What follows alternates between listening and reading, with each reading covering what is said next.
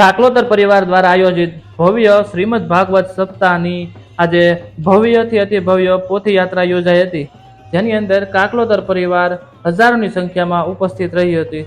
આજે બપોરે 2 કલાકેથી રોયલ એસોસિએટી આ પોથી યાત્રા નીકળી હતી અને કથા સ્થળ PM ભગત ફાર્મ સુધી ગઈ હતી, જેની અંદર મોટા સંખ્યામાં લોકો જોડાયા હતા. આ ભવ્ય પોથી યાત્રાની એક ઝલક મારી નજરે હું તમને બતાવું તો ચાલો વિડીયોમાં છેલ્લે સુધી રહેજો.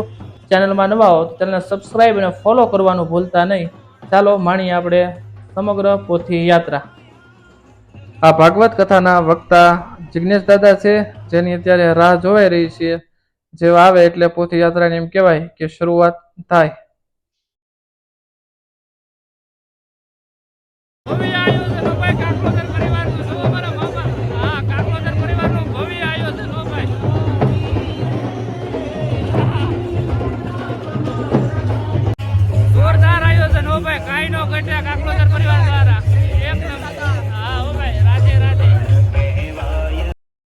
આ કથાની અંદર પોથી યાત્રામાં મોટી સંખ્યામાં લોકો હાજર રહ્યા હતા, જેની અંદર લોકોએ આખું વાતાવરણ ભક્તિમય બનાવી દીધું હતું. મોટા પ્રમાણમાં ભગવા લહેરાણા અને ત્યારબાદ કડતાલુના નાદે વાતાવરણની અંદર એકદમ ધૂમ મચાવી દીધી હતી.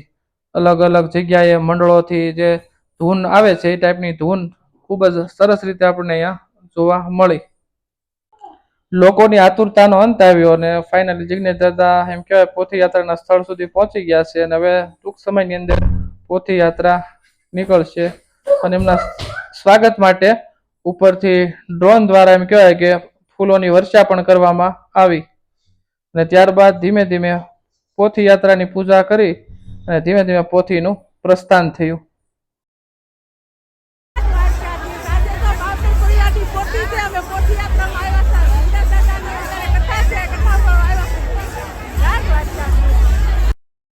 આ પોથી યાત્રા દરમિયાન બાળકોનો પણ એક વિશિષ્ટ રોલ રહ્યો હતો, જેની અંદર બાળકો એમ કહેવાય કે અલગ અલગ પ્રકારના દેવી દેવતાઓના વેશ ધારણ કર્યા હતા, જે તમે સ્ક્રીન ઉપર ફર્સ્ટ જોઈ શકો છો. સુંદર મજાની કૃતિમાં કોઈ બાલ હનુમાન અથવા કોઈ મહાદેવનું રૂપ ધારણ કર્યું હતું તો કોઈ રામ બનેલું હતું. સુંદર મજાની આકૃતિઓ બાળકોની તૈયાર કરવામાં આવી હતી અને ત્યારબાદ દીકરીઓ પણ માતાજીના સ્વરૂપમાં બનેલી હતી. વાટલિયા પ્રજાપતિ જ્ઞાતિના પૂર્વ પ્રમુખ નંદાલભાઈ કાળાભાઈ પાંડવે હાજર હતી, તેમજ આ કથાના મુખ્ય યજમાન જીતુભાઈ નાથાભાઈ કાકલોતર પણ આ પોથી યાત્રાની અંદર તમે જોઈ શકો છો.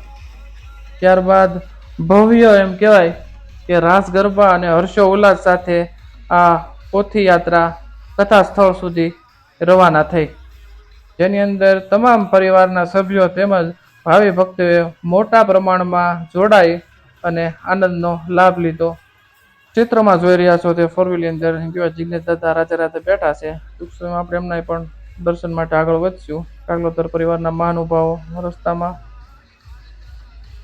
અને આ એમની સિક્યોરિટી સાથે જિગ્નેશ દાદા પણ પોથી યાત્રાની સાથે એમ કહેવાય કે કથા મંડપ સુધી જઈ રહ્યા છે.